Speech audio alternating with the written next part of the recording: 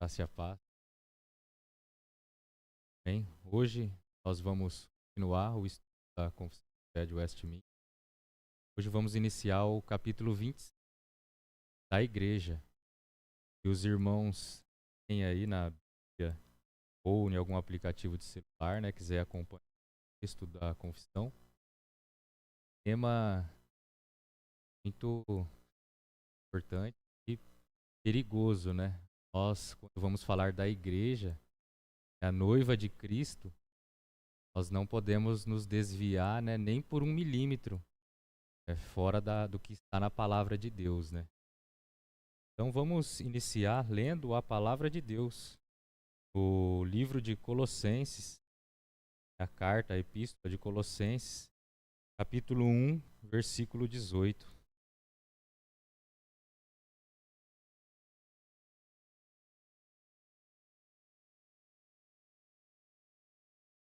Colossenses 1, 18.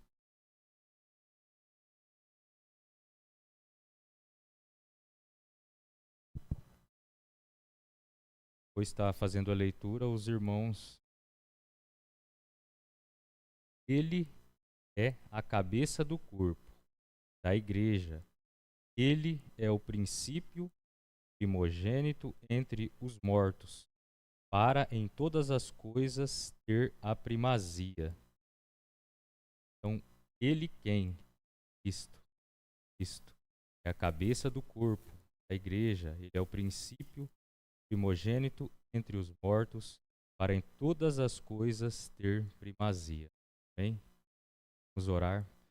Senhor Deus, nosso Pai, graças nós te damos, Pai, pelo privilégio de estarmos aqui na tua casa mais um dia, poder estudar a tua palavra, meditar a tua santa palavra, Pai. Perdoa os nossos pecados, nossos erros, nossas falhas, nossas negligências. Tira tudo aquilo agora dos nossos corações, da nossa mente, que nos atrapalha de entender a tua palavra. Mas, Pai, precisamos do teu Espírito Santo para que revele a tua palavra em nossos corações. Nos ajuda, Pai, a falar da tua noiva, noiva que o Senhor ama. Pai, então nos ajuda a entender perfeitamente tudo aquilo que o Senhor tem para nós. Que o Espírito Santo esteja sempre nos guiando nesse estudo. Em nome de Jesus. Amém. Bons, eu gostaria de iniciar hoje a aula com uma ilustração.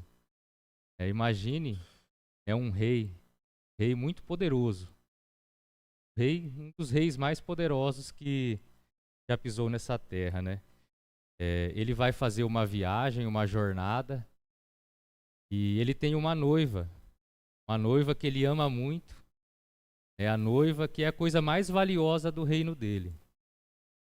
E então ele pega, ele faz um decreto real, aí te entrega esse decreto com tudo, que tem que ser, tudo que você tem que fazer, com a noiva dele, com o reino dele. Você não pode mudar nada, nem acrescentar nada, nem tirar nada. E ele te entrega aquele decreto com fogo nos olhos, e ele é muito poderoso. Ele sempre foi encantado pela noiva. A noiva é linda, ela é simples, ela não usa maquiagem, ela tem um vestido, branco, não é um vestido extravagante, mas é simples. Foi o rei, que deu esse vestido para ela. Então ele vai para a viagem, e o tempo vai passando, e as pessoas começam a se desinteressar, pelo reino, pela noiva. Você tem aquele decreto de tudo ser feito, você não pode tirar nem acrescentar nada. De repente você vê que as pessoas estão se afastando, as pessoas não estão tendo mais interesse pela noiva.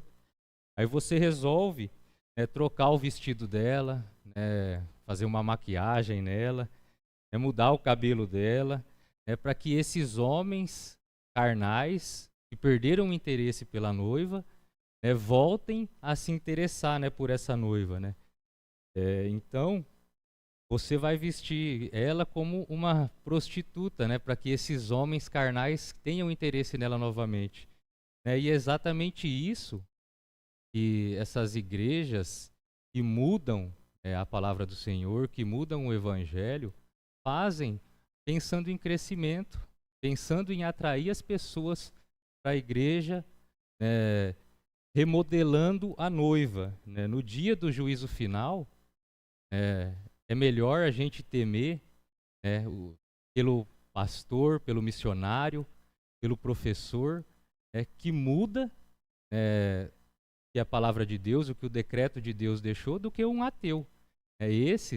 O julgamento não vai começar pelo ateu, o julgamento vai começar pela igreja. Então, essas igrejas que fazem isso, que mudam a palavra do Senhor, que mudam a noiva de Cristo, para torná-la atraente para esses homens carnais que perdem o interesse pela noiva, então é isso que vai acontecer. Por quê? Porque essas pessoas pertencem ao rei. A noiva pertence ao rei, não pertence a nós. A gente só deve ensinar aquilo que ele mandou. A gente só deve fazer aquilo que ele mandou. A gente não pode acrescentar nenhum tio, nenhuma vírgula, nada, nem retirar. A gente tem que se submeter aos decretos dele. A gente não precisa fazer nada de especial, nada de extravagante, nada que venha à nossa imaginação. Então a gente só tem que fazer o que ele mandou. E hoje a gente está aqui estudando a Confissão de Fé de Westminster, que é a interpretação da Bíblia, como a gente entende a Bíblia, um jeito mais fácil de entender a Bíblia.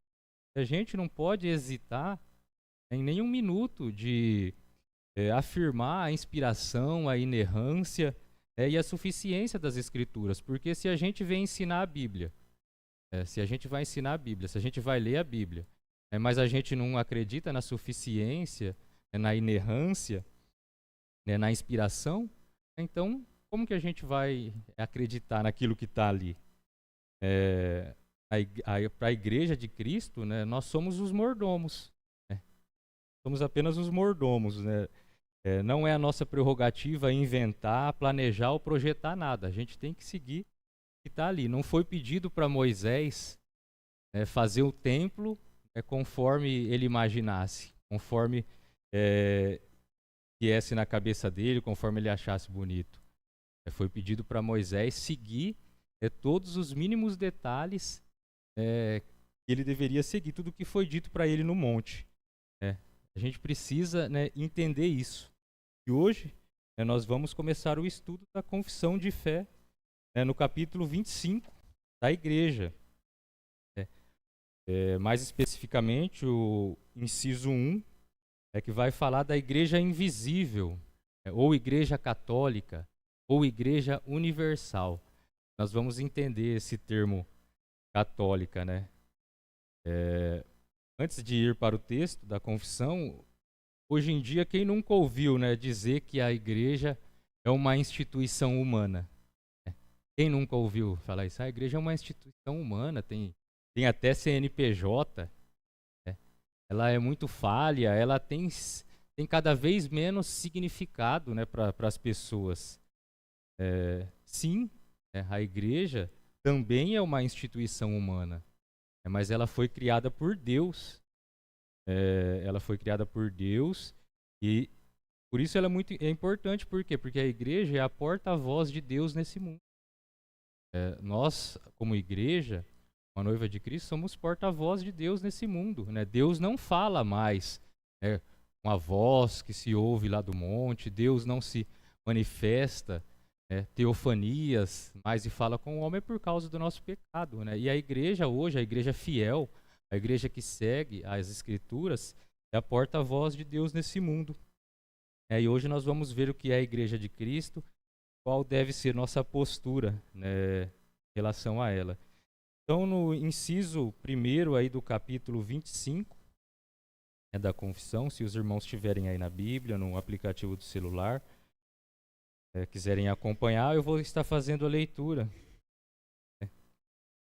Fala o seguinte: a Igreja Católica ou Universal, que é invisível, consta do número total dos eleitos que já foram, dos que agora são, dos que ainda serão reunidos em um só corpo sob Cristo. Então, a Igreja Católica Universal, ela é invisível. A igreja universal, ela é invisível. Ela é a soma dos eleitos, né, que já se passaram, pela terra, dos que estão agora e dos que ainda serão, né, reunidos num só corpo de Cristo, que ele é o cabeça, e ela, né, a igreja universal, é a esposa, corpo, a plenitude daquele que cumpre tudo em todas as coisas. Então, irmãos, resumindo, né, esse pequeno pedaço aqui da confissão, nenhuma denominação, nenhuma seita pode se autodenominar a igreja exclusiva ali, universal de Cristo. É como algumas igrejas fazem. Não. Essa igreja, se fora daqui não há salvação. Então, nós não podemos fazer isso. A igreja de Cristo, ela é invisível, é a soma de todos os eleitos que já morreram, que estão e que ainda serão. A igreja, né, universal, a igreja de Cristo, a igreja invisível, a igreja católica, ela compõe, né, os membros são todos os eleitos. É o que João Calvino diz, né, sobre a igreja. Ele diz o seguinte: frequentemente, porém, o termo igreja, a Escritura designa toda a multidão de homens difundida na face da terra, que professa adorar um só Deus e Cristo. Pelo batismo se inicia na fé, pela participação da ceia, atesta a unidade da verdadeira doutrina e no amor. Tem consenso na palavra do Senhor e sua pregação conserva o ministério instituído por Cristo. João Calvino, né, comenta sobre a igreja. Ele diz que é uma multidão de homens, né, sobre a face da terra. Agora que ele já está falando sobre a igreja visível, né, que professa adorar um só Deus e Cristo. Pelo batismo se inicia na fé, pela participação da ceia, atesta a unidade verdadeira, doutrina e no amor, tem consenso, palavra do Senhor, e sua pregação conserva o ministério instituído por Cristo. Então, mas nesse inciso primeiro, ele fala, né, a Igreja Católica ou Universal. Esse termo, irmãos, católica, ele foi indevidamente, né, apropriado pela a Igreja de Roma. Porque Igreja Católica quer dizer universal. Católica é universal. Isto quer dizer que a igreja está presente, né, a Igreja Católica, em todos os tempos e em todos os lugares. É como nós vimos, congregando os eleitos de Deus, né? Então, essa igreja universal, católica, esse termo, né, igreja que a Igreja de Roma se apropriou indevidamente, quer dizer uma igreja universal. Esta igreja, né, a Igreja Universal, ela é visível e invisível ao mesmo tempo. Ela é visível porque os vários grupos, as várias igrejas verdadeiras que representam as pessoas salvas e não salvas. É porque mesmo que uma igreja seja verdadeira, que siga as escrituras verdadeiramente, ela tem pessoas que são salvas, pessoas que não são salvas, que simplesmente são simpatizantes da fé ali. Elas acham interessante aquela fé, elas buscam apenas as bênçãos espirituais ou bênçãos materiais ali na igreja. Um exemplo disso, não sou eu que estou inventando, né? O próprio Jesus disse lá em Mateus 13, 4 a 30. O que Jesus disse lá na parábola do joio e do trigo?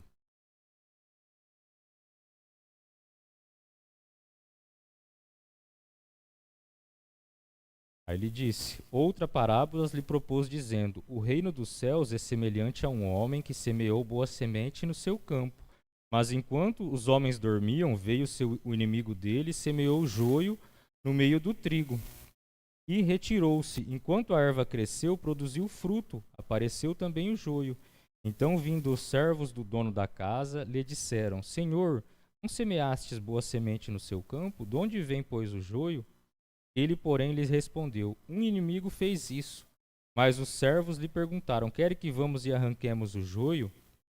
Não, replicou ele, para que, ao separar o joio, não arranqueis também ele o trigo. Deixai-os crescer juntos até a colheita, e no tempo da colheita direi aos ceifeiros: Ajuntai primeiro o joio, atai-o em feixes para serem queimados, mas o trigo recolhei-o no meu celeiro.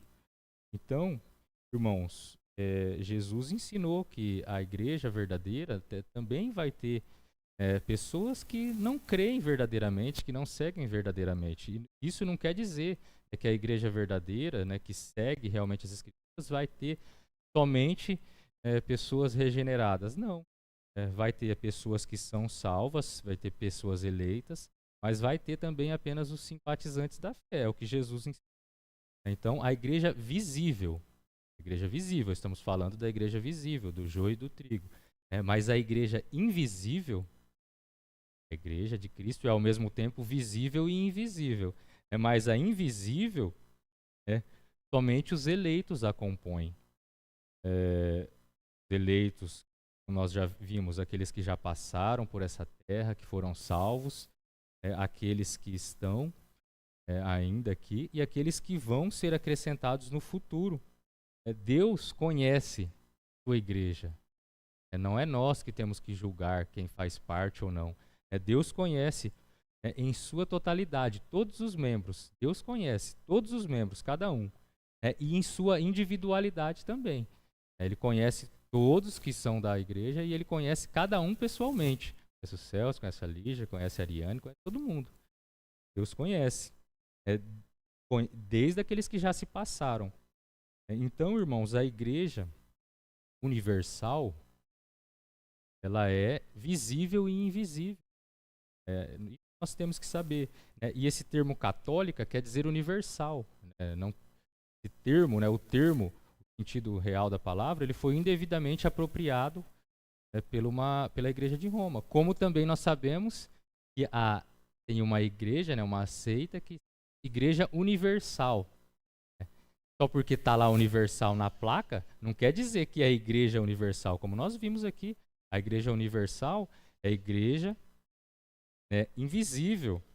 Ela não é também racial.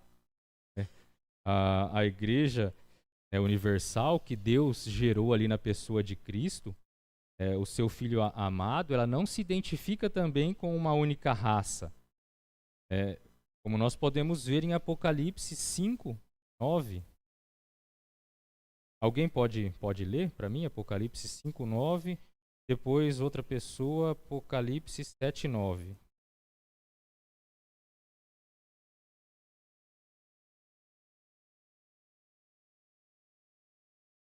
A igreja, ela não é de apenas uma raça, né? Ela representa todas as etnias, né? Todos os povos. 5:9. E entoava um novo cântico, dizendo: Digno és de tomar o livro e lhe os selos, porque foste morto, teu sangue compraste de procede toda tribo, língua, povo e nação. Da língua, tribo, povo, nação, né? Então, ela não é racial, né? Pode ler também o 7, 9? Vai dizer a mesma coisa.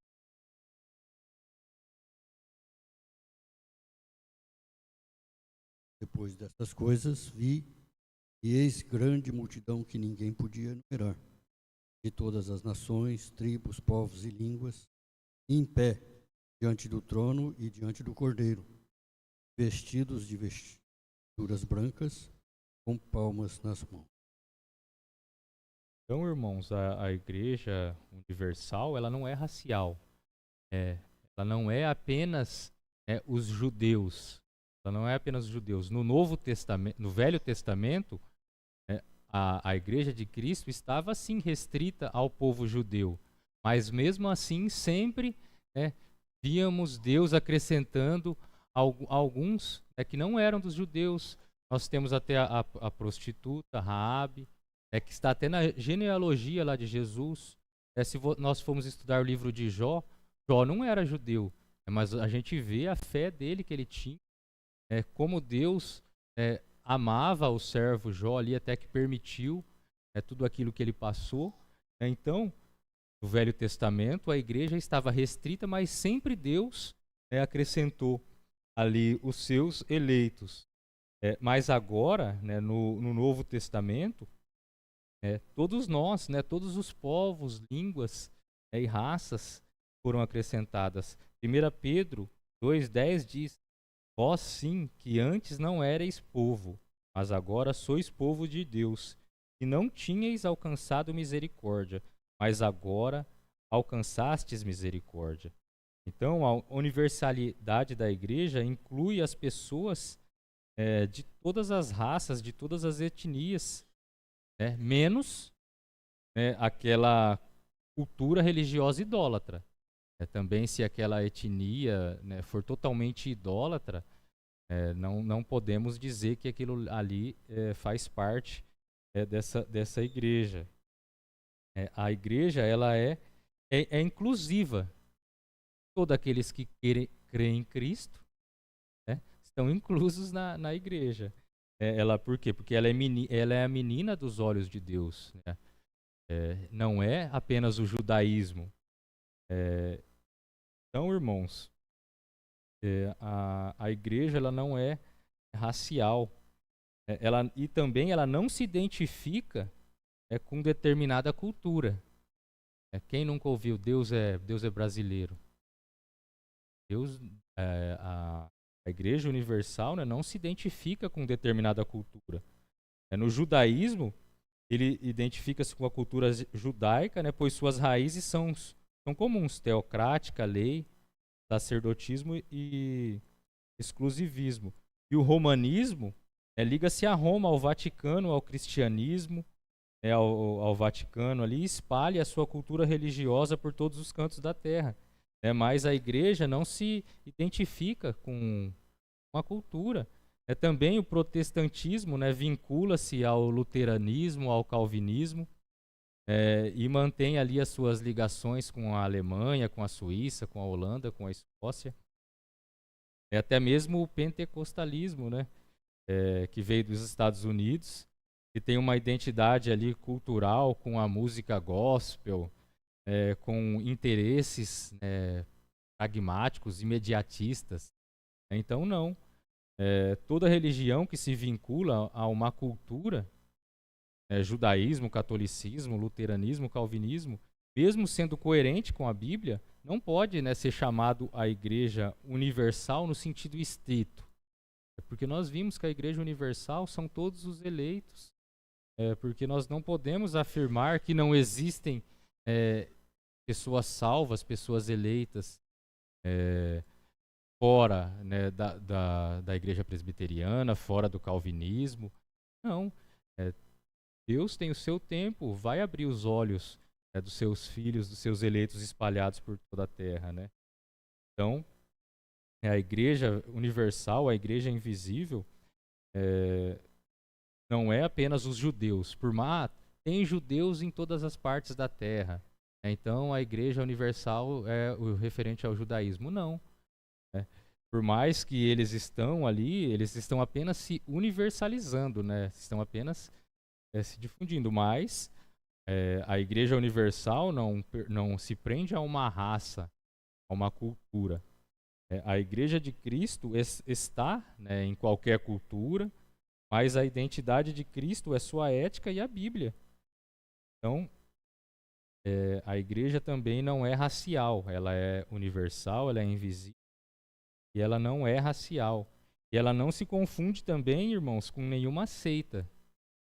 Como eu já disse antes, né, nós vemos que tem igrejas que colocam lá na sua placa, no seu nome, né, Igreja Universal.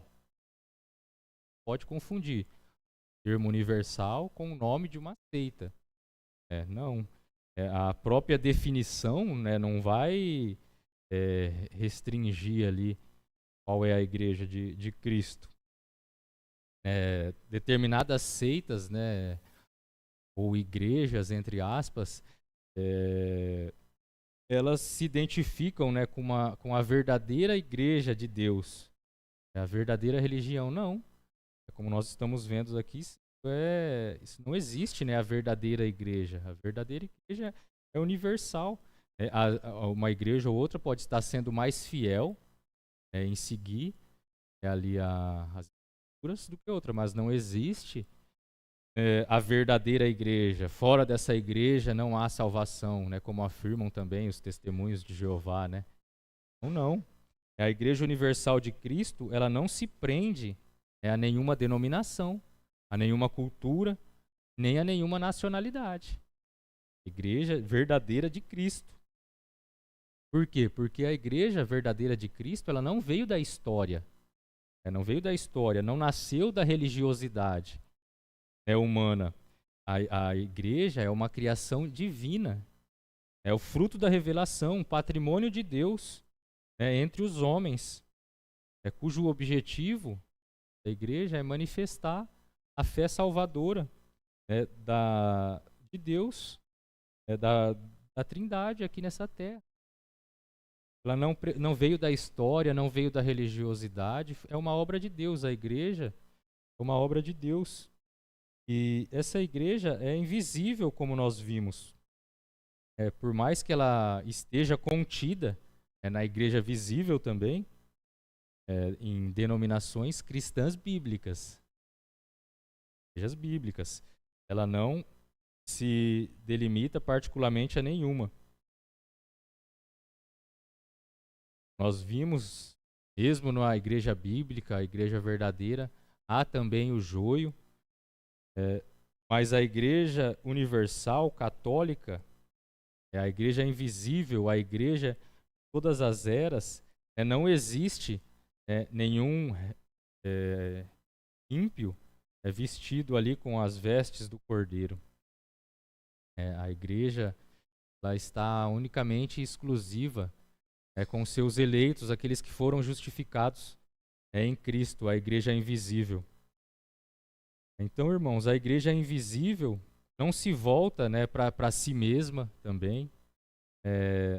Ela não é materialismo, ela não é material, ela não visa o lucro, ela não visa um poder ali temporal, mas ela também é teocêntrica, né? Ela está sempre firme em Cristo. É naquele que a elegeu. A glória da igreja é Cristo, não é quantidade de pessoas, é a quantidade de dinheiro, a quantidade de bens. Tudo isso faz perder o propósito daquilo que Deus criou a igreja. Nós vimos no versículo que nós lemos no Cristo é o cabeça da igreja e eles se completam, né? Deus deu a igreja a Cristo e a igreja só está completa com Cristo. Como cabeça, é Ele que orienta e que governa a igreja, porque é a cabeça que orienta e que governa. E por sua vez o corpo é quem leva a cabeça ao mundo, né? Então Cristo é o cabeça, que nos orienta e nos governa, e nós, como corpo, como igreja, levamos Cristo ao mundo. Como porta-voz, como nós vimos, a igreja é o porta-voz de Deus nesse mundo. Temos que levar o reino de Deus ao mundo. Então, irmãos, é isso que o primeiro inciso da confissão diz, que a igreja é universal. Ela consiste no número total de eleitos, ela não se restringe em nenhuma raça, nenhuma cultura. Então, ela está presente, os eleitos estão presentes desde o passado, no presente e no futuro. Essa é a igreja verdadeira, a igreja invisível.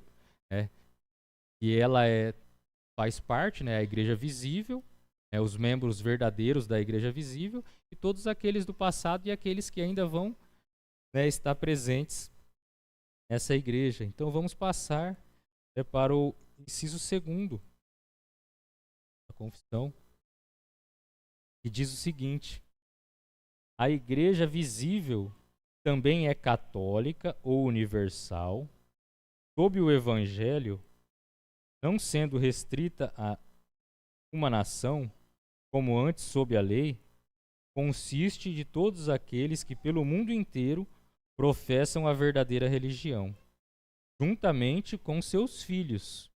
É o reino do Senhor Jesus, a casa e família de Deus, fora da qual não há possibilidade ordinária de salvação. Então nós temos aí várias referências, eu não vou ler todas, a gente vai passar apenas para algumas.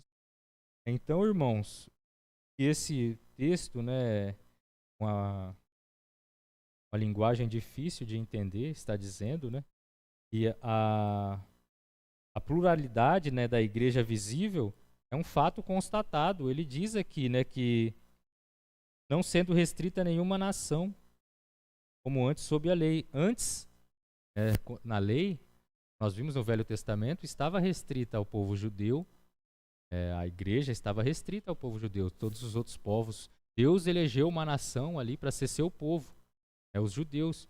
Mas mesmo assim ainda Deus tinha os seus que ele salvava, que ele buscava, que vinham e se juntavam ao povo judeu. Um povo, né, começou a pertencer ali ao povo judeu e seguiam todas aquelas tradições, né? Então eles se juntavam ali, eles faziam parte, né? Então a igreja estava restrita ali aos judeus. Também esse inciso diz, né, que a soma dos batizados ou dos verdadeiros professam a fé cristã. Então aqueles que professam a fé cristã verdadeira, eles estão nessa igreja visível. E também diz, né, que os filhos daqueles que se batizam na igreja, eles estão, ainda não têm entendimento, né, mas eles já estão presentes nessa igreja. E fora da igreja visível de Cristo, não há salvos, não há, diz expressamente, fora da qual não há possibilidade ordinária de salvação. Então, tem como, irmãos, a pessoa dizer, não, eu creio em Cristo, eu creio na palavra, mas eu não me congrego em nenhuma igreja, porque a igreja é uma instituição humana, está cheio de hipócritas lá. Não, aqui está dizendo, a igreja invisível, ela tem uma porcentagem da igreja visível.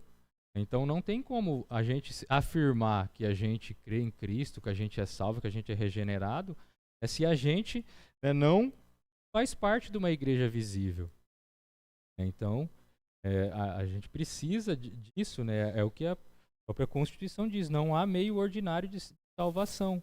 Hoje, né, não é possível, né, isso. A igreja, nós vimos, é uma instituição de Deus.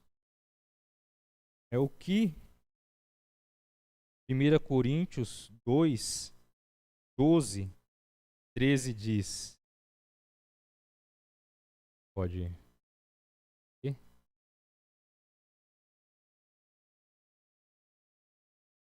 Vamos ver essa primeira parte aqui, ó, da confissão. Fala, a igreja visível, que também é católica, universal, sob o evangelho, não sendo restrita a uma nação, como antes sob a lei, consiste de todos aqueles que pelo mundo inteiro professam a verdadeira religião. Está falando da pluralidade da igreja. Todos aqueles que professam a verdadeira religião. Não está mais restrita apenas aos judeus. 12 e 13. Ora, nós não temos recebido o Espírito do mundo, e sim o Espírito que vem de Deus, para que conheçamos por Deus nos mente. Isto também falamos, não em palavras pela sabedoria humana, mas ensinadas pelo Espírito, conferindo coisas espirituais com espirituais.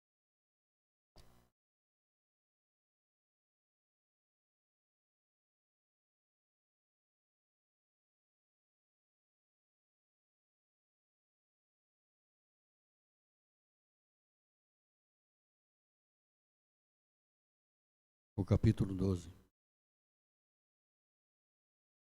Não, 1 Coríntios 2, capítulo 2, versículo 12 e 13.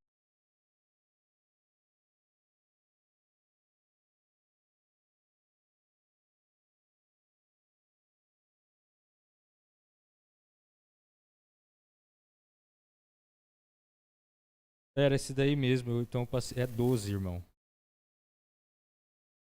Faltou um aqui, minha cola.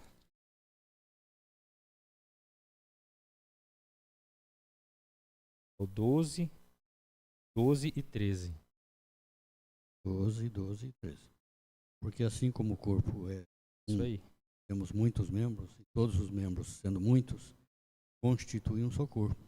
Assim também com respeito a Cristo. Pois em um só Espírito todos nós fomos batizados em um corpo, quer judeus, quer gregos, quer escravos, quer livres, e a todos nós foi dado beber de um só Espírito. Obrigado, essa. A gente lê a palavra do Senhor. Mas então, irmãos, que Paulo está querendo dizer aqui aos Coríntios, né, sobre a pluralidade, né, da igreja visível. Muitos membros constituem ali um só corpo. Não somente restrito ali aos judeus, mas quer judeus, quer gregos, quer escravos, quer livres. Né? Então todos foram acrescentados ali ao corpo, né? A noiva. Nós que somos aliancistas, né? Cremos que a Igreja de Cristo não nasceu, né, no Novo Testamento. Os dispensacionalistas, eles dizem que a Igreja nasceu no Novo Testamento, não é isso, pastor? Não, nós cremos que a Igreja, Cristo já estava, né, no Velho Testamento, como nós vimos, restrita somente ao povo de Israel. No Velho Testamento, sim. Mas a Igreja já estava lá. Ela não nasceu no Novo Testamento, mas a Israel, né, compunha-se antes, né, no Velho Testamento, de diferentes tribos, 12 tribos, diferentes escolas rabínicas que interpretavam ali, né, a Torá deles, e o livro dos profetas, mas a igreja visível se constitui de múltiplas denominações. Cada uma com seu governo e doutrina, né? Hoje, né? Por exemplo, os presbiterianos têm o seu governo e doutrina, os batistas têm. Não está restrito somente aos batistas, aos presbiterianos. O irmão tem uma...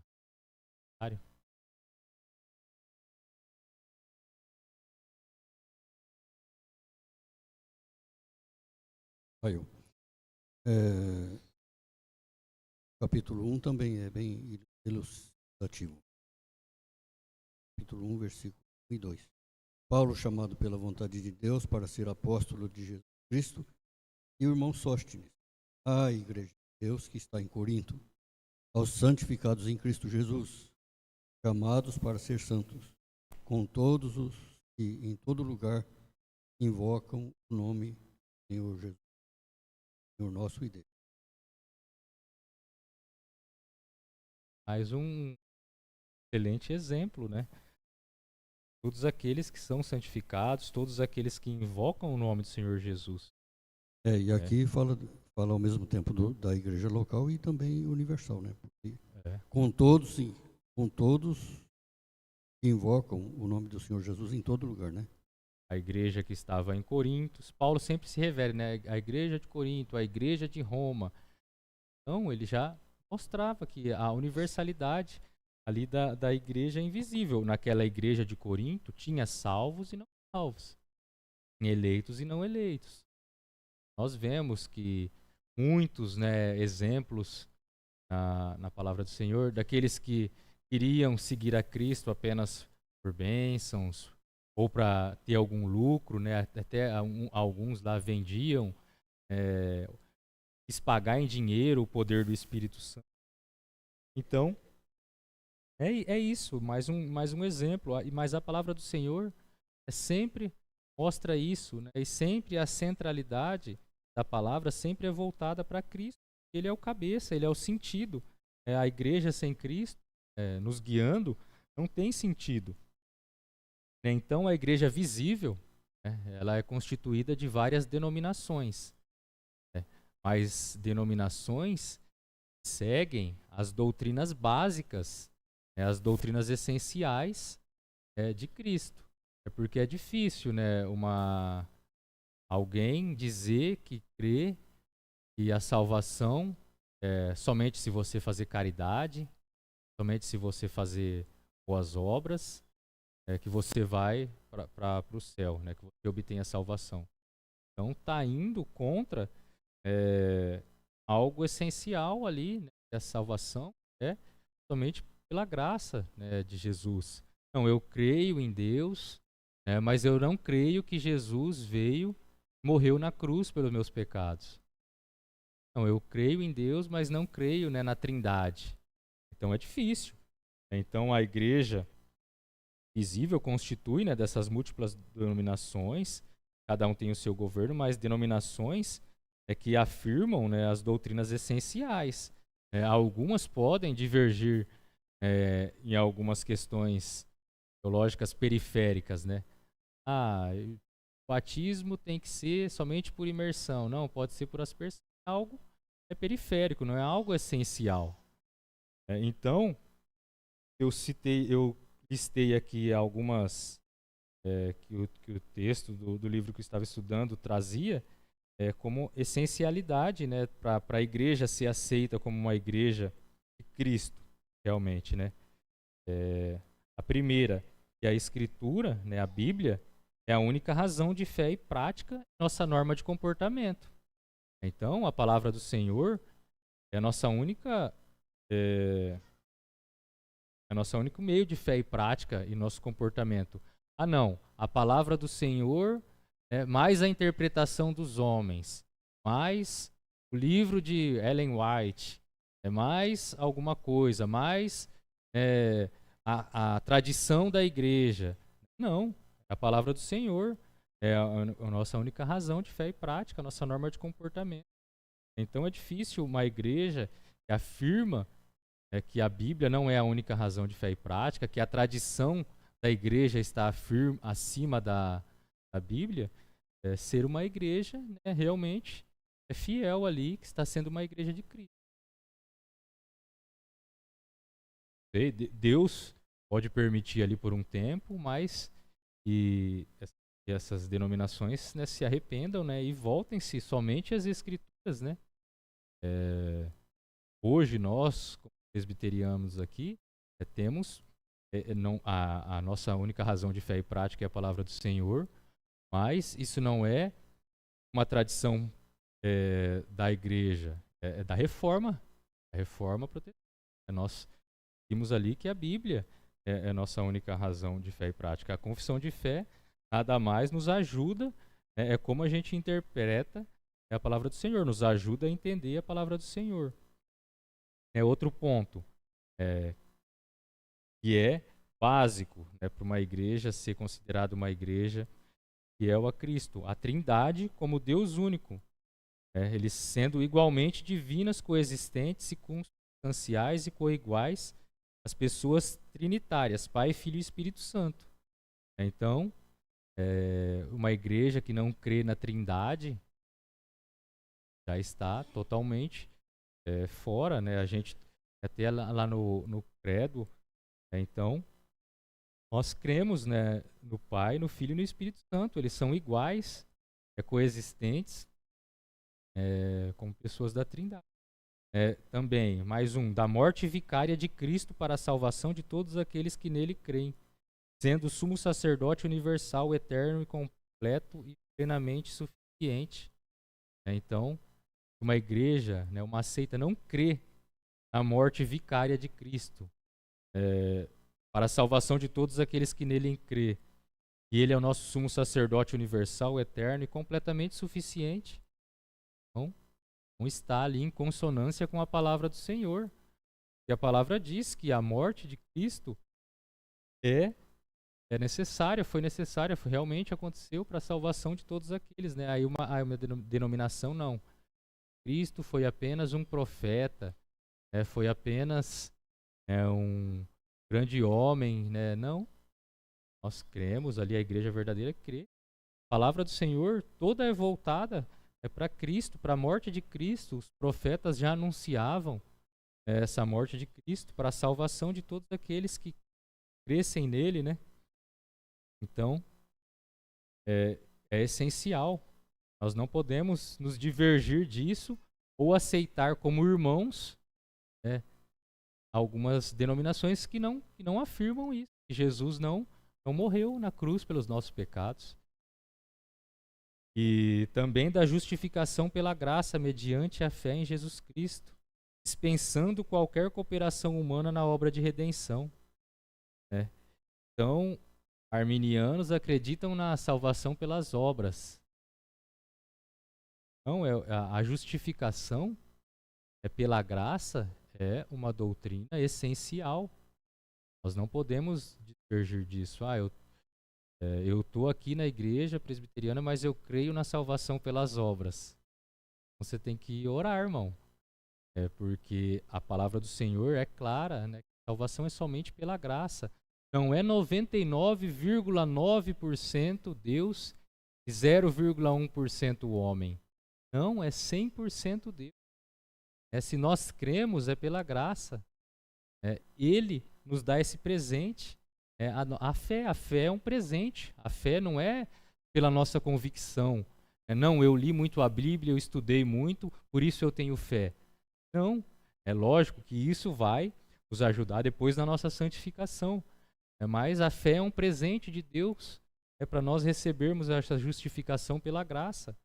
Então, não há cooperação do homem, é 100% Deus. Se fosse 99,9% Deus e 0,1% homem, a gente ia perder a salvação. É por isso que eles creem que é possível perder a salvação. Não. Outro ponto, da ressurreição do corpo e da vida eterna, e com Cristo Jesus, eliminando mediadores secundários por inoperância e inutilidade. Então, nós cremos na ressurreição, na vida eterna, com Jesus Cristo, e não precisamos de nenhum mediador secundário, não precisamos de santo, não precisamos de relíquias, não precisamos de nada disso para no dia estar com Cristo. E outro ponto, da Igreja Universal como reino de Cristo na terra, apesar da introdução e intromissão de reprovados no corpo militante multiforme. Então, a Igreja Universal, nós vimos, é invisível e visível, mas no meio visível há também pessoas que não são salvas, que podem, com o decorrer do tempo, ouvindo a pregação fiel do Evangelho, se converterem. Não somos nós que devemos dizer quem é o salvo, quem não é. Jesus, uma vez, quando um jovem lhe perguntou: Senhor, são muitos que são salvos? O que ele respondeu? Mais ou menos assim: não me pergunte se são muitos e se são poucos. Pergunte se você é salvo. Então, Jesus ali inverteu ali nele, são muitos e são poucos, porque os judeus acreditavam, que somente eles eram um povo ali que seria salvo e que somente aqueles que cometessem pecados muito graves, dentre os judeus, não seriam salvos. Aí ele pergunta: Senhor, são muitos, são poucos os que serão salvos, depois de Jesus fazer um discurso duro, Aí ele fala: não me pergunte se são muitos ou se são poucos. Pergunte se você é salvo. Então não cabe a nós julgarmos. Mas nós estamos vendo aqui pontos essenciais da igreja, que a igreja deve seguir. Mas mesmo que a pessoa esteja por um determinado período, Deus pode abrir os olhos de alguns irmãos, trazerem-os para a fé verdadeira. Como muitos de nós, não nascemos numa igreja fiel. Quantos que se converteram no decorrer da sua vida? Então, É isso, né? Nós temos que crer e orar, né, para que Deus abra também os olhos desses que não seguem a palavra do Senhor. E também, finalmente, a aceitação, né, dos artigos confessionais e do credo apostólico, né? O credo apostólico ali está em total consonância com a palavra de Deus. Então, as diferenças, a parte dessa essencialidade que nós, elas não devem ter nem prioridades, né, entre nossas discussões, né? E também coisas secundárias não podem nos levar a se separar, né, de outras famílias cristãs, e também de nos isolarmos. Mas nós não podemos também nos ajuntarmos, com pessoas que não creem ali na morte de Cristo, não creem, eu digo como igreja, né? Às vezes na nossa família tem alguém que não professa a mesma fé que nós, que nem creem nesses pontos principais, mas aqui falando como igreja, eles não fazem parte, né, da igreja universal. Infelizmente, nós vemos e sabemos que há muitas divisões em algumas igrejas por objetivos ali pessoais, né, de algumas pessoas. Nós, claro, nós não devemos ali também, não, a igreja universal, vamos ajuntar todas as igrejas e fazer uma única igreja. Não. Existe ali, para uma convivência, né, respeitosa, essa separação de algumas denominações, mas aquelas que seguem a verdadeira doutrina de Cristo, seguem o verdadeiro movimento, né, reformador ali, somente as Escrituras, somente a fé, somente a graça, são consideradas ali famílias cristãs, né, e nós devemos conviver em harmonia com eles, mesmo que existam divergências secundárias, né, que não, nem devem ser motivos de discussões. Então esse é primeiro ponto do inciso. Também ele completa aqui: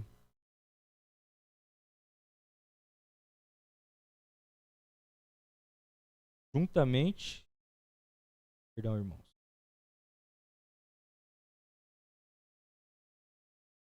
juntamente com seus filhos é o reino do Senhor Jesus, a casa da família de Deus. Então ele fala aqui que a igreja visível também é a soma dos batizados. Por quê? Porque a porta pela qual a gente entra na igreja visível é o batismo. É através do batismo que você começa a fazer parte ali da igreja visível. Muitos batizados, né, no entanto, valendo-se, né, dessa confissão ali formal perante ali o pastor, tornam-se membros ali, mas são irregenerados, né, não nasceram de novo.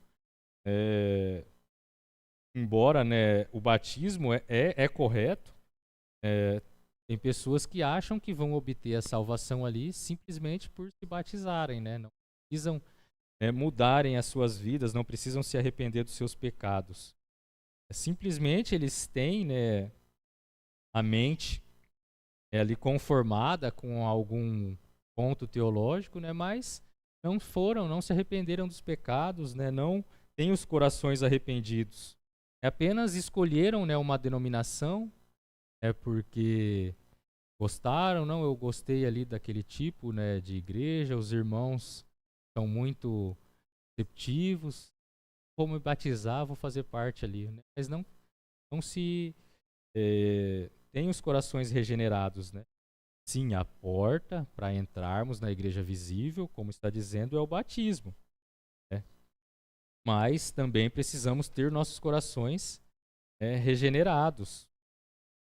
Pessoas que Deus não escolheu para pertencerem à igreja, simplesmente elas vêm para fazer parte ali de uma facção religiosa, né? Não, eu vou lá para ter acesso, né, às bênçãos, como nós já dissemos. Não, eu vou fazer parte de uma igreja para mim ter acesso a uma bênção, para ter uma cura, para ter bênçãos materiais, ou porque eu preciso salvar minha alma, eu preciso ir para uma igreja, né? Ela tem ali aquela convicção que ela tem uma alma que é eterna, pode ser lançada no inferno, mas ela não tem o coração regenerado. Ela simplesmente, não, eu vou me batizar. O pastor pode dizer até melhor do que eu. Com certeza tem pessoas que se batizam, depois somem da igreja. O pastor afirmou. É verdade, a pessoa acredita, né, que simplesmente ela se batizar, fazer parte do hall de membros de uma igreja, sem ter o coração arrependido, que ela vai salvar a sua alma. Né? Então, esses intrusos, né, eles se beneficiam de Deus, mas não são filhos verdadeiros. Estão ali com os irmãos, mas eles não são filhos. A igreja visível, né, nós vimos já, né, é o joio, tem possível o joio e o trigo. Mas na invisível, a igreja verdadeira, somente o trigo. Somente aqueles que realmente são salvos.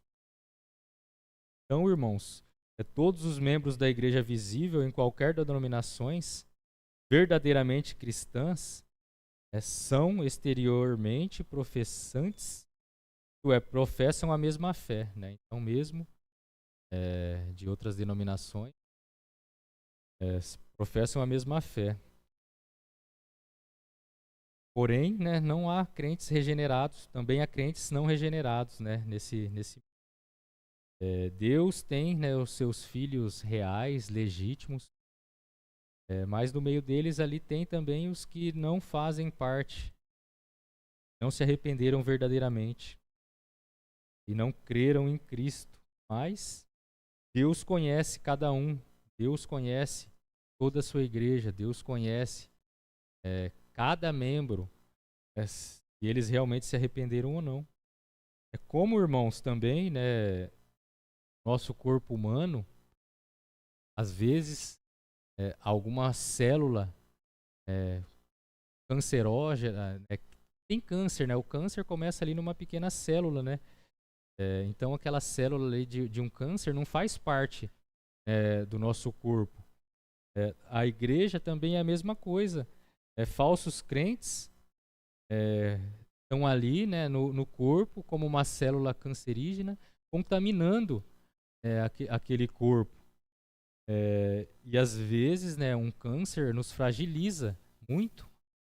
E também, né, como um falso crente numa igreja pode fragilizar também muito aquele corpo, e causar danos graves, causar males, também até pode ter consequências, né, destruidoras. É por isso que também nós temos que, como igreja, né, tomar muito cuidado com isso. Sempre estar firmados ali nas Escrituras, conhecer as Escrituras, conhecer a palavra de Deus. Sempre orando para que Deus nos oriente nessas questões. Também, irmãos, para finalizar, o final do inciso, ele diz que fora da qual não há possibilidade ordinária de salvação. Então, ele afirma aqui nesse finalzinho que fora da igreja não há salvos. Perceba que eu não disse fora da igreja presbiteriana, fora da igreja reformada, fora da igreja batista. Não estou, eu disse fora da igreja universal, fora da igreja verdadeira. Não há salvos. O que Jesus diz lá no final de Mateus 28, 19. Ele diz: Ide, portanto, fazei discípulos de todas as nações, batizando em nome do Pai, do Filho e do Espírito Santo. Então, ele diz para nós irmos em todas as nações, batizar em nome do Pai, do Filho e do Espírito Santo. Por quê? Porque fora da igreja não há salvos. As pessoas precisam crer nas doutrinas essenciais, precisam crer no Evangelho e juntar-se, né, a uma igreja. Não é simplesmente porque eu criei ali no Evangelho e fui batizado que eu sou salvo. Não, você precisa fazer parte do corpo de Cristo.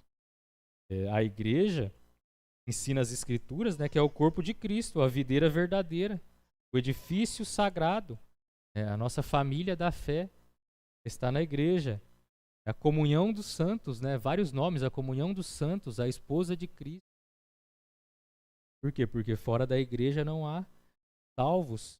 E todos esses conjuntos, né, são constituídos de partes individualizadas, cada membro, né, o corpo de Cristo, a noiva de Cristo, são cada membro, cada crente realmente regenerado e inserido na koinonia, na comunhão comunitária.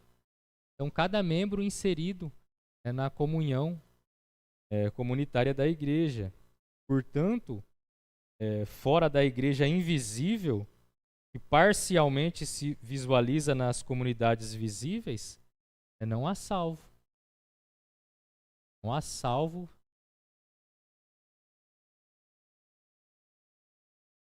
Alguém disse: acreditamos que a salvação futura e a vida eterna estão seguras em Cristo e protegidas de todas as forças externas.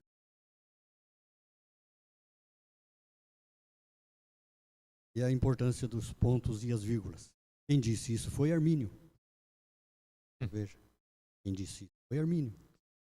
Tinha que ter falado antes, né? Não, mas então escuta, a importância dos pontos e as vírgulas. E daí? A salvação futura. Arminianos acreditam que a salvação futura e a vida eterna estão seguras em Cristo e protegidas de todas as forças externas. Amém? É verdade.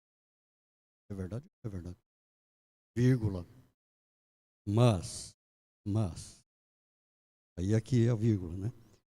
É condicional sobre permanecer em Cristo e pode ser perdida através da apostasia. Entendeu? Então, é somente. Então, aí, onde devia ter um ponto, né? Colocou-se uma vírgula e bagunçou todo o resto. Mas as heresias vêm da onde? Da própria Bíblia. Né, da interpretação, da distorção da própria Bíblia. Você vê essas igrejas aí que falam, se você não dá o dízimo, você não é salvo, se você não fazer isso, você não bate. Eles tiram da onde? Da própria Bíblia, distorcem totalmente. Então as maiores heresias vêm da própria Bíblia, né, onde você falou, deveria ter um ponto, tem uma vírgula. Então é isso. Então, irmãos, fora da igreja é visível, né? Fora da igreja não há salvos. Na igreja militante pode haver, né, e tem havido, né, a penetração aí de pessoas regeneradas, mas isso não ocorre na igreja invisível, onde não há irremissos. Até me lembrei de um texto, mas não vou me lembrar onde está. Jesus conta a parábola, né, que convidou muitos para o banquete, mas tinha alguém lá sem as vestes, né, nupciais, né? Convidou para um casamento, tinha alguém lá sem as vestes nupciais. Então, ele pegou e falou: o que você está fazendo aqui sem as vestes, né, sem a sua santidade, né, sem a justiça de Cristo? Então, peguem esse e lancem fora. É porque na igreja invisível, a reunião de todos os eleitos, né, não há pessoas irremissas, né? A igreja protestante, fiel, afirma que fora de Cristo não há salvação, né? Não há salvação fora de Cristo, mas que todos os salvos são incluídos, né, no corpo dos eleitos, na comunhão universal dos santos do Cordeiro. Amém? Uma dúvida? Bem, irmãos. Senhor Deus, nosso Pai, graças nós te damos, Senhor, pela tua palavra.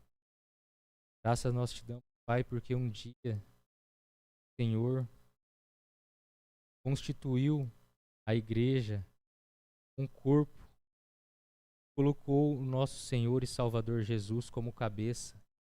para nos orientar, para nos guiar, para que possamos levar, Pai, Tua palavra ao mundo como porta-vozes, Senhor, e nesse mundo, levando a mensagem de Cristo, levando o Evangelho a todos aqueles que não creem em Ti ainda, mas para que possamos alcançar todos os Teus eleitos, espalhados, Pai, por todas as nações, por todos os povos, todas as raças. O Senhor diz, a palavra, que a igreja verdadeira não está restrita a um único povo. Pai, obrigado, Pai, por esse presente que o Senhor nos concede através da Tua fé. Crermos em Ti. O Senhor nos ajude sempre,